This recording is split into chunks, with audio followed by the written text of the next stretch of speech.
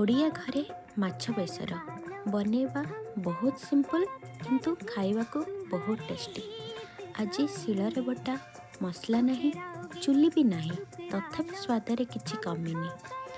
Simple कटा पियाज, अदा रसुण, हलदी गुंड, जीरा लंका गुंड आउ सोरिष तेलर मनमोहक सुगंध।